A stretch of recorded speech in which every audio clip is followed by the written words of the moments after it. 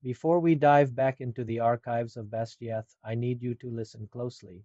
What you are about to hear is a recovered transcript, a moment in time that was never meant for the eyes of the scribes or the ears of the leadership. As a reader, I've spent months piecing together the movements of the rebellion and the internal fractures of the Quadrant. There is a tension in this sequence that goes beyond the words on the page, a growing suspense involving forbidden research and a power that is shifting beneath the feet of every rider in this room. This isn't just a reading, it's a look into the cracks of the foundation itself. Keep your eyes on the shadows and listen for what isn't being said. Absolutely not, Xaden responds before Corey leads him away, but there's a slight roaring in my ears as Devira goes over the changes to our academic schedule and how we'll be paired for Xaden's new class, which she labels Signet Sparring. We're dismissed a few minutes later. I'm fine, this is fine, I'll think about it later, for now. I stay focused on the goal directly in front of me, who happens to be halfway down the hall by the time I file out of battle brief with the rest of my squad. You don't look happy, Ree notices, shooting me a sideways glance. Why? You two will get to see each other all the time now. Sure, my nod is a little forced. Every time we have class, I bounce up on my toes, but I'm still too short to see past the crowd of cadets. I need to catch up to Dain. Dain? Xaden shows up and you're talking to Dain? Ree puts the back of her hand to my forehead, just making sure you're not running a fever. After that announcement, I'm not really sure I can handle seeing Xaden right now, to be honest. I tell her quietly so Kat doesn't hear. Gods, she's going to gloat over this, and I haven't seen Dain in days. I need to ask him. I lift my brows. Right. She nods as we pass 2 third-year classrooms, then peers ahead. He's in Professor Corey's office doorway, talking to Bodhi. You going to tell me what's going on with Riorson? Thanks. Article 8, Section 1, Code of Conduct. I speed ahead, weaving through the river of cadets. Ouch, don't be late to flight tactics. She calls after me. To my relief, Dain hasn't moved by the time I reach the deep arch of Corey's doorway and step out of the current so I don't hold anyone up or get trampled. Dain glances my way, then gives me his full attention, leaning up against the closed door and making room for me. Vi? I'm sorry to interrupt, but you've been at Midland Posts for days and I need to talk to you. I adjust the straps of my pack on my sore shoulders. Imogen has been relentless with the workouts this week, and my solo wielding sessions are taking a toll on my arms too. You're not interrupting, Dain assures me. We're just figuring out the flight field scheduling issue. Bodhi glances between us. Needs some privacy? Not from you. I shake my head. Ah, he gestures to his spot, and I swap places with him as he puts his back to the crowd. That should be a little quieter for you. What's going on? Dain asks, lowering his voice. I push aside any lingering apprehension. This might be my only shot. I need your help, and I know it's asking a lot. So I'm just going to lay it out there and then give you some time to decide. The hall empties gradually behind Bodhi. That sounds ominous. Dain searches my eyes. Are you in trouble? No, I shake my head. I need something my father left in my parents' quarters before he died. It's nothing that needed to be burned or anything like that. Research? Dain guesses, his expression softening. I nod. It's hidden, and the quarters of Basgiath's commanding general are warded so only their line by blood or marriage can pass through, and now that bloodline is no longer mine. Right, his throat works. You'd be better off asking my father yourself. I'm not exactly his favorite person at the moment. He blinks, quickly masking the pain that flashes through his eyes. He's just a few rooms down with Ponchek right now.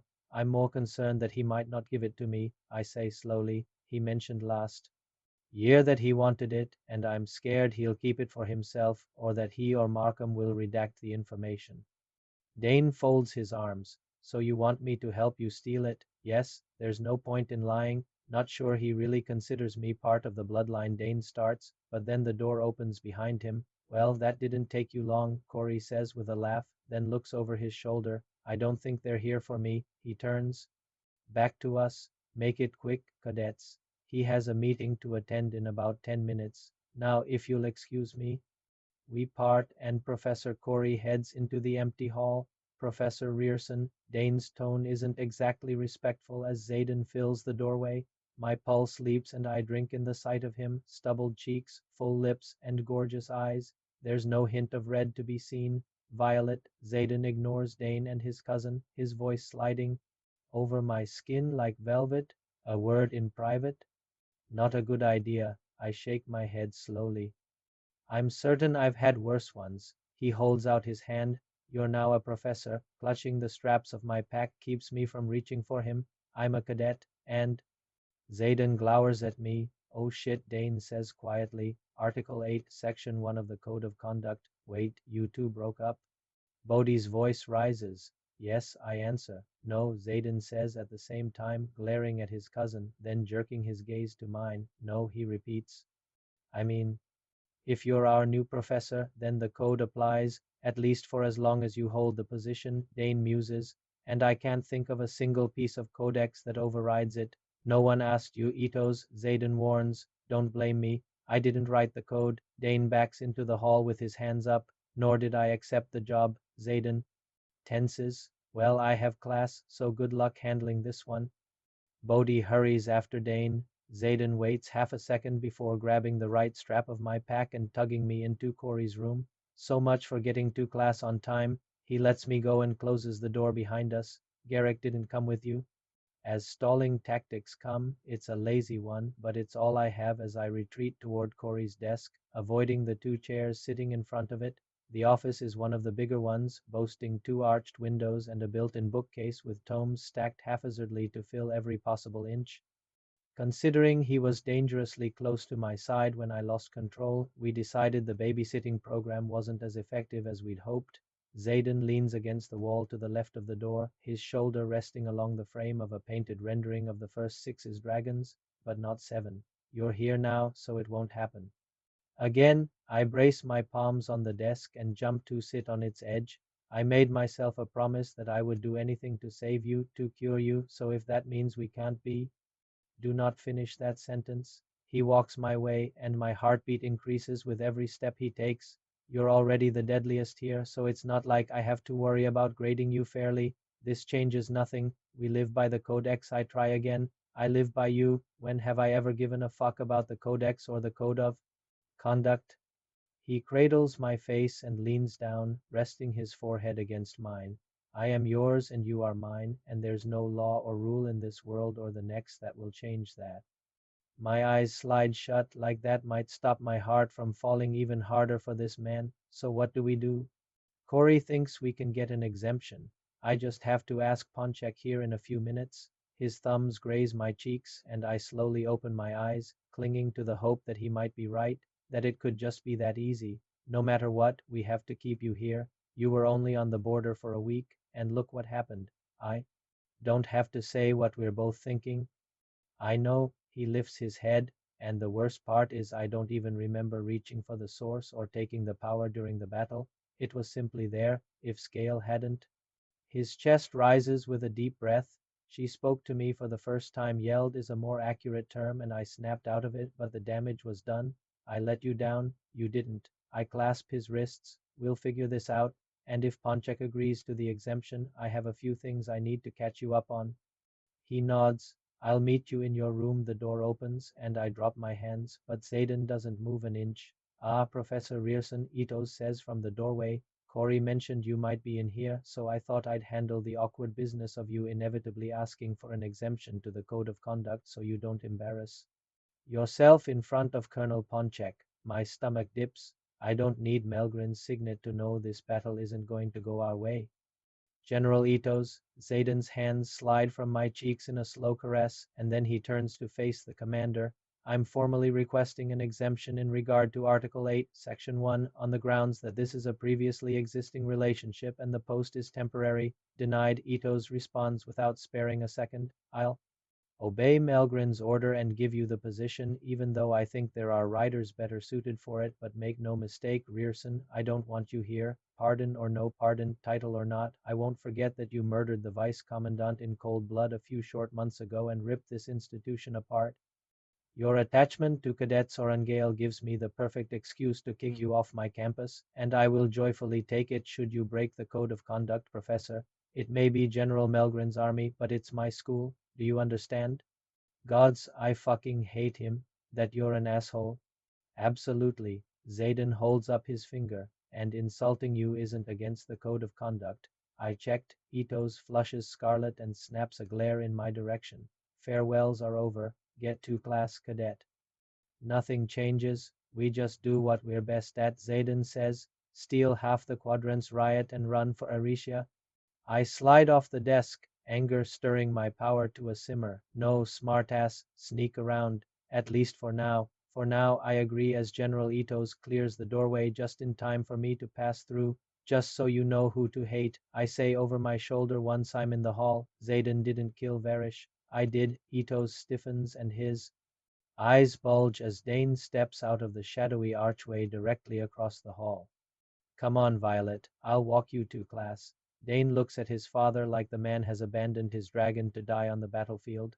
We walk silently until we reach the stairwell. The blame isn't solely yours. You struck the final blow, but we both know I killed Varish, Dain says quietly as we descend to the third floor. You could have told him, maybe use the information to help you get that exemption. And how would that help you? Oh, I'm beyond help when it comes to my father. He huffs out a miserable laugh, and my father is clearly just. Beyond help in general, Dain, I whisper, hating that he looks like how I felt about my mother last year. He'll be in Calder next weekend. Dain nods as if making a choice. We'll get your father's research then. It feels like anything but a victory. The next Monday, I contemplate slamming my head against the 12-person table that fills what Mom had called the planning chamber on the second floor of the administration building. It would probably be a better use of my time than listening to Captain Grady and Lieutenant Shit, I've already forgotten his name, argue about possible locations to search in front of the map of the continent that hangs between the two windows, my favorite part of the map. The hand-drawn, shapeless blobs that are supposed to represent the Isle Kingdoms to the south and east. It's taken me exactly 3 minutes of this meeting to decide that no one knows what the fuck we're doing. Jesinia has rolled her eyes twice from the left end of the table, where she sits with a stack of books, quill, and parchment, keeping record of the meeting and who's now officially been chosen for the mission. Please tell me you're almost here, I say to Xaden as the shadowy bond between us strengthens with proximity. Climbing the stairs, he replies. Northward is obviously the answer. Grady signs simultaneously as he speaks, just as everyone has since the beginning of the meeting, then scratches a beard that isn't as neatly trimmed as he usually keeps it. Yes, we should absolutely venture into undiscovered territory, Captain Anna Winshire mutters sarcastically in the seat to my right. She's a talkative infantry captain with strawberry blonde hair, quick brown eyes, and serrated blades strapped to both her shoulders, but other than the myriad of ribboned awards for valor sewn onto her uniform, I can't figure out why she's been chosen for the squad. In fact, I can't figure out why any of them have. There are at least 3 older riders I've just met for the first time sitting across from me, and the one I already know Aura is as far away as possible on the right side, closest to the map. But at least Holden isn't here, and he wasn't on the draft roster either, which is a relief. Maybe they've decided against a royal representative after all. Grady's still arguing with his team. North is the door swings open at my left, and Xaden steps in. Every head turns in his direction, but mine whips fastest. The last 4 days have felt like an eternity. Being close to him without having the kind of access I'm used to is frustrating as hell. I'm constantly aware of where he is when his shields are down, and even when they're up, I find myself looking around every corner in hopes. There's something more to the shadows, with Xaden sleeping in the professor's quarters. Turns out that sneaking around isn't just hard, it's impossible. There's a Navarian rider watching everywhere I go. The library? Yuan Faber has one convenient eye on the squad, the dormitory. Aura finds a sudden interest in late-night hall patrols, going to visit Sawyer. Caroline Ashton and her minions trail along behind. This is a closed meeting, Lieutenant forgot his name says, drawing his dimpled chin back in indignation. I forgive you for failing to invite me, Xaden replies, sinking into the chair on my left. I bite back a smile. He might think he's changed, but that comment is undeniably him. We're not taking a separatist, the lieutenant starts to argue, his hands moving almost violently as he signs. You already are, I interrupt with a sweet smile. Jesinia tucks her chin into her robes, and I know she's muffling a laugh. We can waste time arguing, Xaden says, or we can just agree that Tairn isn't going anywhere without. Sgaeyl and move on. Quill scratches across parchment as Jacinia quickly takes notes, but there's a definite smirk on her mouth still. Captain Grady's jaw flexes, but I have to respect that it's his only outward display of annoyance. Anyone with a set of bars on their shoulders should have predicted this, but I'm curious to see how he'll handle it considering how illogically our squad has been formed. Fine, he finally says. Cadet Neilwert, please add his name to our roster. He glances down the table. Everyone here has been chosen for this mission because I trust them. Make your introductions if you haven't, he orders the others, then turns to look at the map. Captain Henson, the woman with tightly woven black braids to his right replies, nodding, Air Wielder. Lieutenant Pugh, the next man narrows his pale blue eyes. Far sight, Lieutenant Foley. Ah, that's his name. Agrarian, Cadet Beinhaven. Ora lifts her chin, Fire Wielder. Lieutenant Winshire. Anna smiles, Infantry Liaison. Lieutenant Riorson, Xaden replies. It's like he pulled a list of the most common signets and started choosing names, and there are no flyers or Aretian riders. I fiddle with my pen, doesn't exactly speak to the spirit of alliance. Why no shield signets? Xaden asks, clearly we'll be out beyond the wards, unless you think there's an entire den hiding within Navarre's borders that the Empyrean doesn't know about. You were able to hide one, Foley snaps. Thinking the Empyrean wasn't aware for 6 years tells me all I need to know about where your and your dragon's priorities are. Xaden shrugs, stop Grady orders, and I've asked General Tynery for a particular shield wielder, just waiting on a response. Xaden's brown it's for a millisecond, just long enough to let me know he's digging around people's intentions. You could just ask me. Violet Sorrengail is the only rider proven beyond the wards, and she's stationed in Aretia. I gripped the pen. Mira had been my first choice in this mission to begin with. If they'd asked me, which is the southern wing and clearly under the command of General Tynery, Pugh glowers at Xaden. Except for Tyrender, Xaden replies, which as of the second Aretia Accord now falls to the reigning house. He cocks his head to the side, well really Ulysses and Kylan, but they answer to me. Quill rasping against parchment is the only sound as some jaws are picked up off the floor and others lock. I sit back in my chair and fight the urge to smile. Have to say the casual flex of power is pretty hot. Don't, he warns. I'm barely keeping my hands to myself as it is. If you knew how often I think about sneaking into your room. My pulse quickens. Is this what I can expect, Lieutenant Riorson? Grady asks, color rising in his neck. You pulling title into military matters? There's a reason aristocrats don't wear black. Happens more often than you think, I mutter, signing it discreetly to my friend. Jacinia lifts the quill and doesn't record my smartass remark, but she definitely fights off a laugh. Depends on how those matters are handled, Xaden threatens, his hand motions sharpening as he signs, and his tone slipping into that dangerous calm that makes the lieutenants across from us shift in their seats and my gaze flicker his way. The hair rises on the back of my neck. There's a flash of something cold in his eyes, but it's gone with a single blink. Huh, you and I are going to have problems, Captain Grady warns. Probably, Xaden nods. Grady breathes deeply as the flush creeps to his jawline. As we were saying, we've been given 6 months to find the seventh breed. The Scenarium has ordered that we report back between searching potential sites to keep them informed. What a fucking waste of time, Xaden says. Which means selecting our first search areas within easy flight, Grady continues. Just wait, it gets better. I pick up my pen and roll it between my forefingers and thumb to keep myself busy. I miss your hands. Same. He keeps his eyes on the map, but a band of shadow curls up my leg beneath the table and wraps around my upper thigh, and your mouth, especially if that's all I'm allowing myself.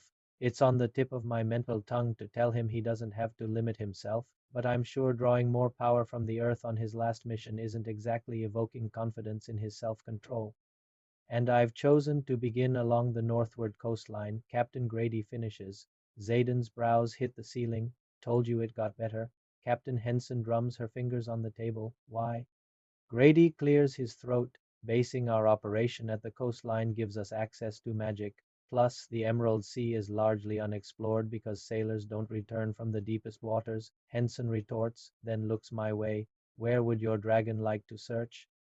Cadet Sorrengail isn't in charge, Ora interrupts. You're only here because I chose not to kill you for going after my wing leader, I reply. This is a mistake. The only people I trust in this room are you and Jacinia, and she's reporting the missions after we return, not going on them. Agreed. Shadows swirl along the base of the wall. Mira should add some balance, but not enough. The last known communication we have with any Isle Kingdom is Deverelli, I say into the awkward silence. From what I've read, the merchant Isle trades in more than goods. If there's information to be had there, we can buy it for the right price. We should search all possible avenues, not just the north. Jacinia subtly nods as she records what I've suggested. Everyone across from us starts speaking at once. They'll kill us if we go there. Splitting our forces weakens the squad. Dragon haters, all of them. If the dragons were on the Isles, one of them would have bragged, or used them in an assault, I mutter mentally. What do you know? Xaden asks, and the band of shadow strokes my inner thigh. Fuck, it's hard to think when he does that. Records of the Second Crowlin uprising have been ripped out of General Cadau's journal, and Jacinia thinks an officer hinted that an Isle kingdom was involved hundreds of years after we severed contact. General Aetos asked me about my father's research on the subject last year. Feathertails. Xaden's jaw ticks. I vaguely remember him mentioning something about it on our way to the flight field.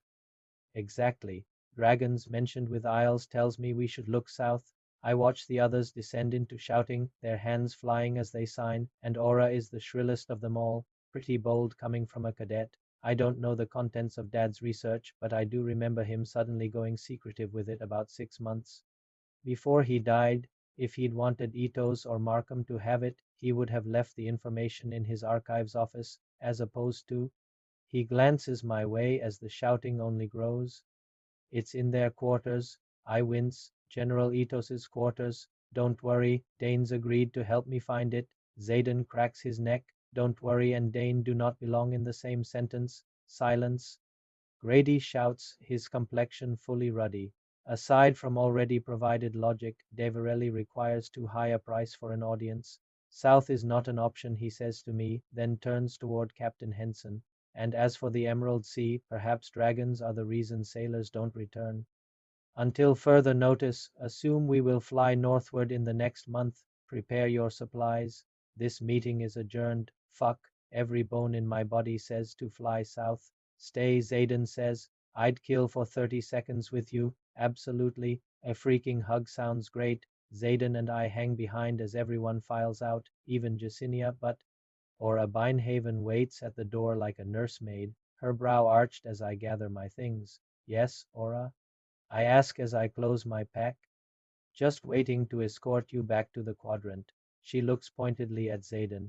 Wouldn't want you getting in trouble or doing something I'd have to report to General Aetos, seeing as Grady chose me as your companion and all. More like a fucking chaperone.